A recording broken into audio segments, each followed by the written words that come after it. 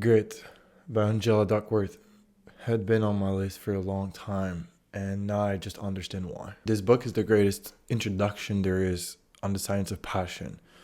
And as someone who's been struggling to find his passion, this helped me tremendously in navigating this area of my life. And I've always felt like the people around me seem to have found their passion way before I did. And I was inadequate because I wasn't passionate in anything. And so that's why today I'll highlight the 5 main lessons that I took from the book that have helped me understand how to truly develop your passion.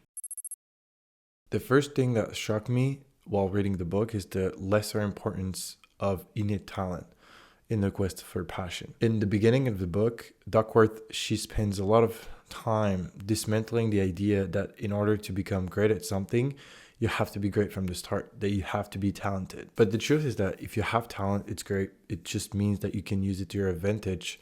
But just having talent does not mean that you'll be able to use it or that you will use it in the long run. Because you also need the ability to mobilize yourself and to use your talent on a consistent basis if you want to create a passion out of it. And in my entourage, I've encountered many people that had talent for drawing, for sports, for math, whatever it is, but very few people that actually ended up using their talents and then putting it up to the test. And I think that's just my theory on it, but most of the time, because it just feels easier for them, they don't pay much attention to their talent. They don't consider it a talent because it's just too easy. And they kind of fail to realize that it's much harder for other people than it is for them. Therefore, if you don't have apparent talent, the door to success and passion is way more accessible than you might think. And Angela puts effort a rank higher than talent, in fact. Now, to illustrate that, let's take an example. Let's take two different people. Person A is talented, but doesn't have that much drive. They, for sure, whenever they sit down, they produce magnificent work, and when they draw, it looks effortless. Problem is that person A will maybe sit down in front of the canvas or the blank paper once in a while. They won't probably take it seriously because it feels too easy, in fact. Now you have person B, who is not talented when it comes to drawing. They enjoy learning how to do it though, even if it costs them mental and physical energy because they don't know how yet to do it properly. That said, person B has way more perseverance and decides that for the next 12 months, they're going to draw for an hour every single day. Well, in this scenario, after 12 months of dedicated work, person B will probably be able to draw not better, but as good as person A. And even if it's not flawless, it doesn't look effortless, they're going to be able to have a significant talent, skill. But now the main difference is that person B will also have built a solid discipline around drawing, making it an inherent part of their lives, a passion most probably.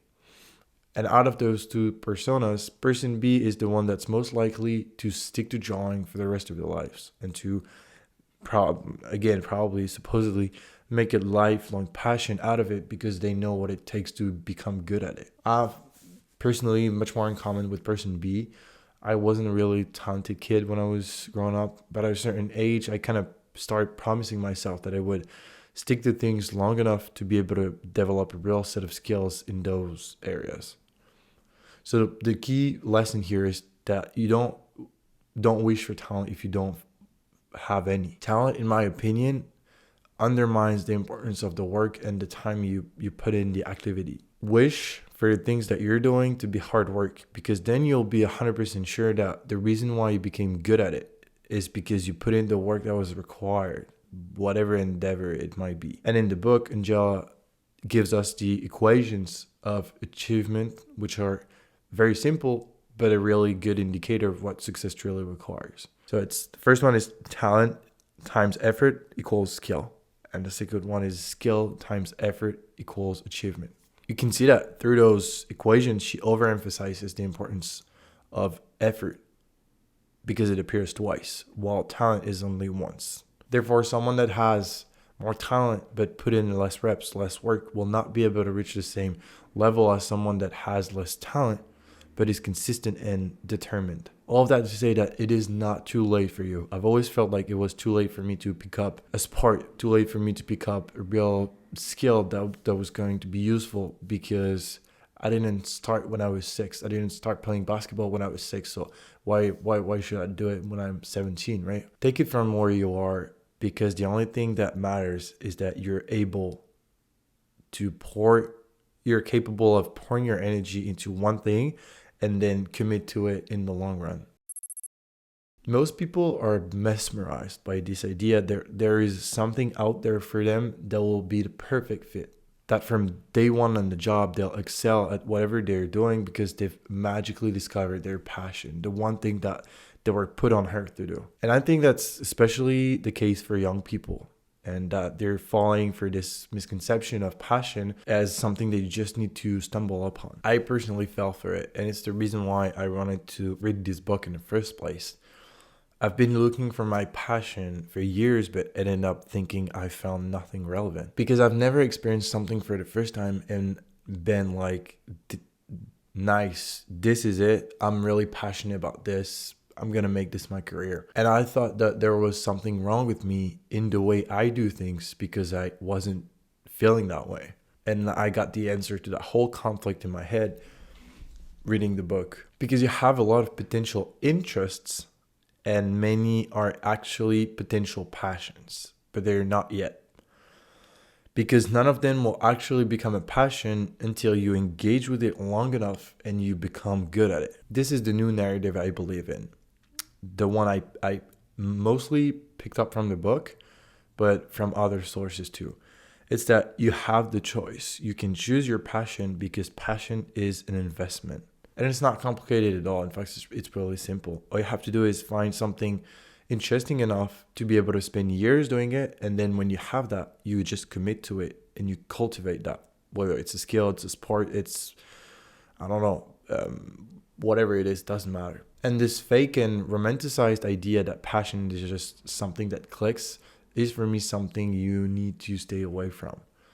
Because I felt really gloomy and self-deceived because nothing clicked for me. And that just meant that I had no passion. Meanwhile, I know that it's because I did not give my interests enough time to be able to develop a passion out of it. I think that the commitment is the biggest issue. In my own experience, committing to one thing triggers the fear of missing out when it comes to other realms of your life. And since time is limited, you cannot really have 2 careers at the same time, nor can you try to become good at 2 sports at the same time. And you cannot, well, I don't think so, but you cannot pick 4 majors when you go to college. So you have to choose. And as humans, it's very hard to eliminate your options deliberately. But the truth is that you could pursue physics and develop your passion in it, just like you could trying to become the next top athletes of your sport. Because passion in itself doesn't really care about what it is. Passion is a construct that exists only in your mind. It's not something that's material, that's materialized in the world. Being passionate about something means that the practice of a skill triggers a state of mind that is rewarding and that you want to repeatedly engage in. You need to have a goal, it needs to be challenging, and you need to make progress. And because of your dedication and perseverance, you also need to feel this progress that you're making. And passion is not limited to certain activities or categories. But unfortunately, that's what social media made me think. It made me think that passion is only something that you can attain if you're rich, you're famous, you're on top of the world, all those kinds of stuff. But the reality is that you can craft your passion in woodworking and living probably a fulfilled life, probably even more fulfilling than if you were to become the new hip-hop rising star. But for that to have a chance to happen, you have to be willing to put the rest on the side and really focus on that primary goal that will keep you moving forward. And this is the hardest part by far. Now, Duckworth is not the only one to share this idea that passion is a construct. And I've come across this idea in other books too, or podcasts, and I even talked about it last week on the C-Bomb video. So if you're watching this video, you should probably start to deconstruct your idea of what true passion really is.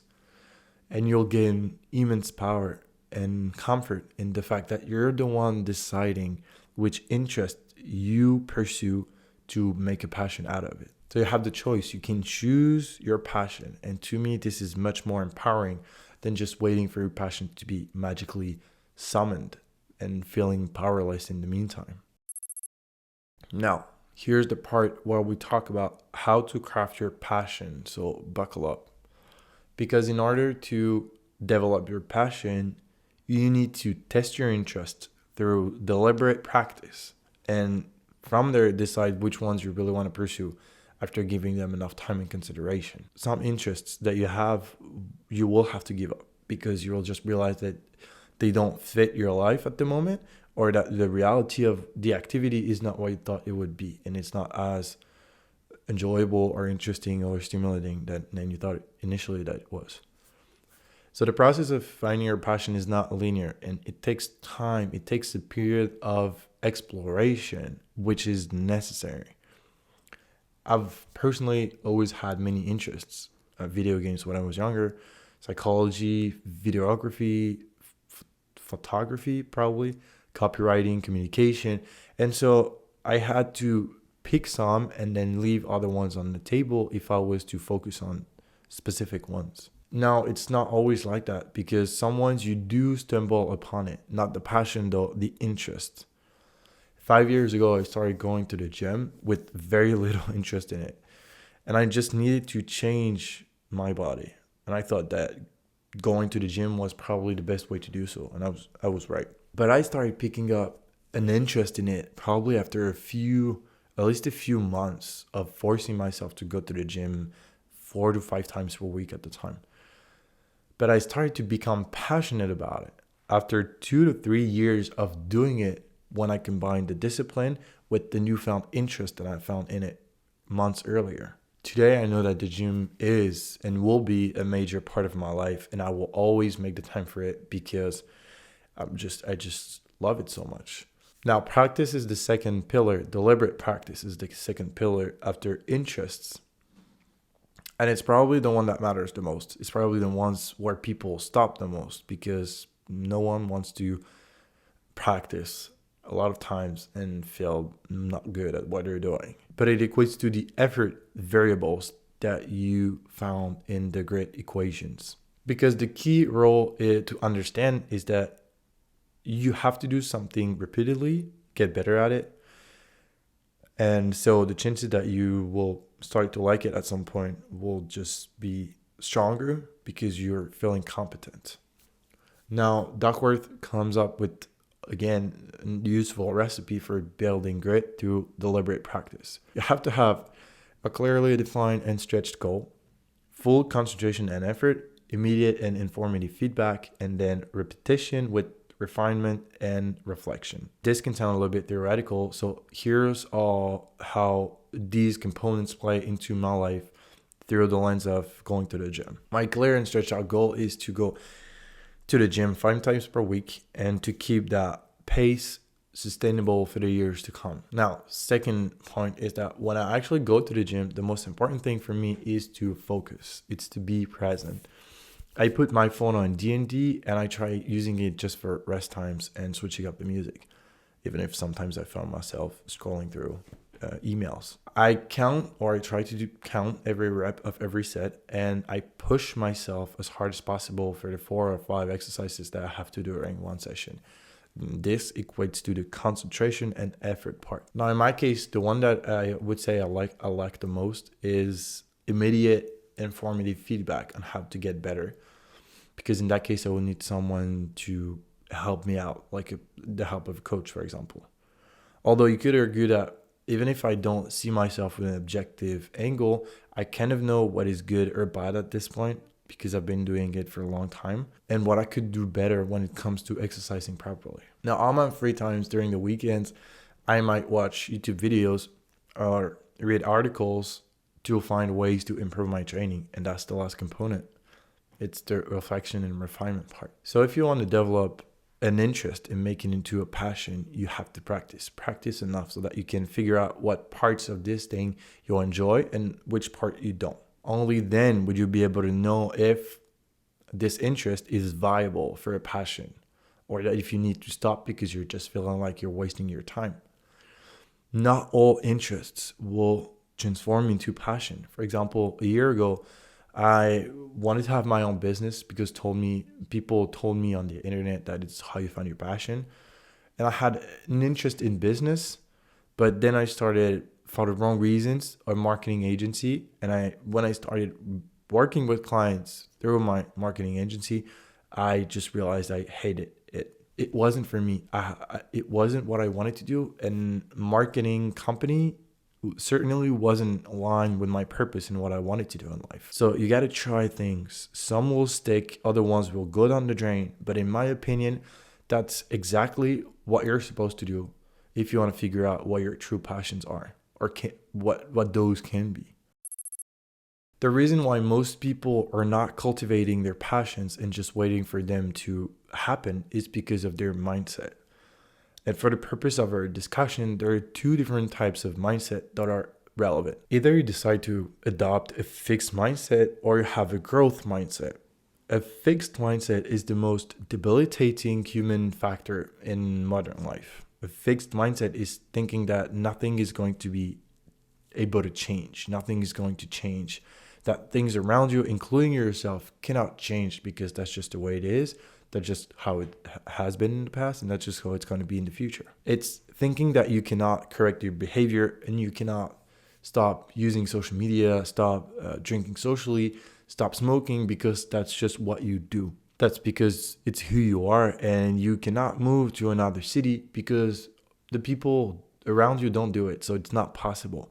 You cannot go to college because your parents didn't attend college, so it's not possible either. It's believing that you don't have time for exercise because you have a job.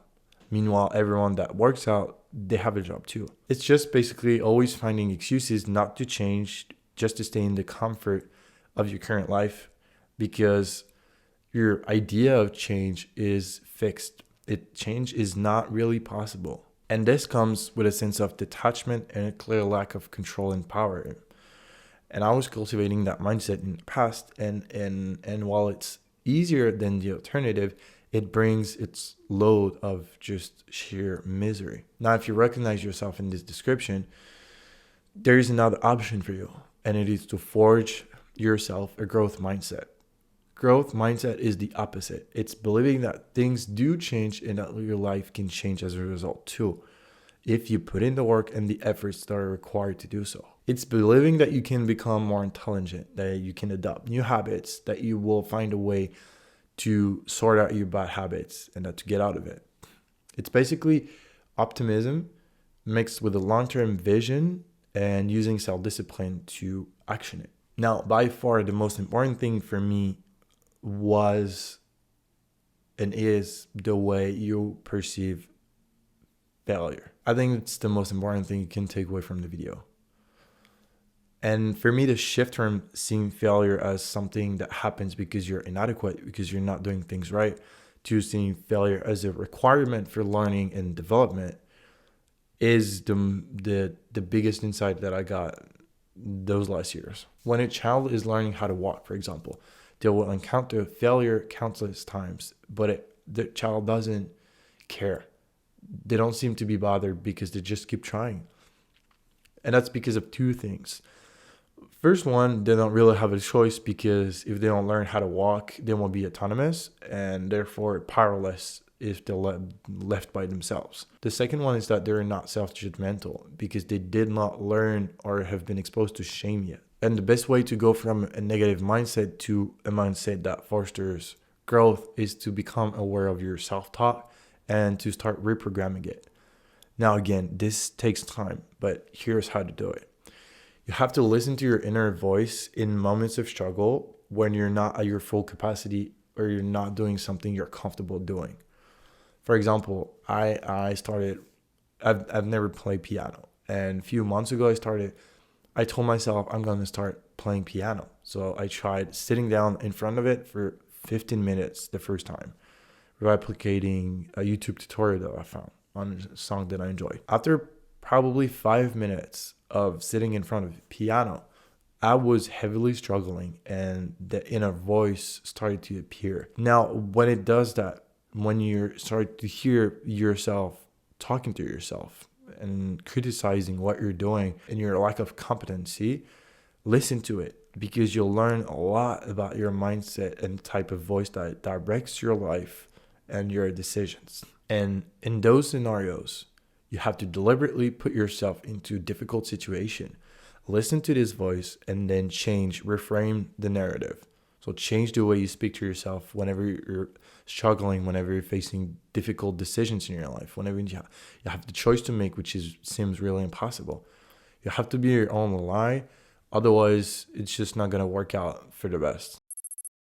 And the last component of passion, according to Duckworth, is purpose. Now, she describes purpose as using your passion to service other people. Now, something that she did not say explicitly, although I think that this is the case, and it's that the goal of modern life is to cultivate your passion and then use it to benefit other people. Well, actually, she kind of said that in the book. So probably. Fundamentally, that's what we as humans want and are wired to do. And I think that we want life to benefit the world, to matter, to make a difference, to make the good around us. And the best way to experience that sense of agency is to develop your passion and then use it to help inspire, motivate other people. This is why social media is such a big thing, because in my opinion, it gives you access to people that have potentially developed a passion and can inspire you to do the same, because they're showing you that it is possible. But if passion is already one step ahead, you have to know that finding and developing your true purpose is a lifelong journey, and just like passion, not something that you find, but rather something that you choose to develop over time. Passion is the precursor of purpose. Therefore, if right now you're not much passionate about anything in your life, here's the roadmap to find purpose in your life. First, you have to find an interest you're relatively interested in. Then you have to commit for it long enough using deliberate practice to know if you really, really enjoy it and if you feel competent doing it. Then eventually this interest is going to turn to passion, because you start to become good at your craft, good at what you do, and that's when you enjoy it. And then you need to use your craft in order to serve and help other people. This is how you find your purpose in life, according to Grit. But as you can see, this whole process requires time, probably years, if not decades. And there are no shortcuts. So this is why when you see people out there telling you that you can learn how to draw in 3 hours, build a business in the next 30 days, or become a bodybuilder with just 3 biceps exercise, you need to be careful, because crafting your purpose is much more intricate than what they're saying. And it depends on a bunch of factors that you need to figure out for yourself. So depending on where you're at in your life right now, I think that the main lesson to take away from all of this is to stop expecting to find your passion. This is not something that's going to happen overnight, but rather you need to start cultivating the belief that finding your passion, developing your passion requires you to invest trust, time, and energy into the process of developing it. And as always, I hope this helps. Trust the process.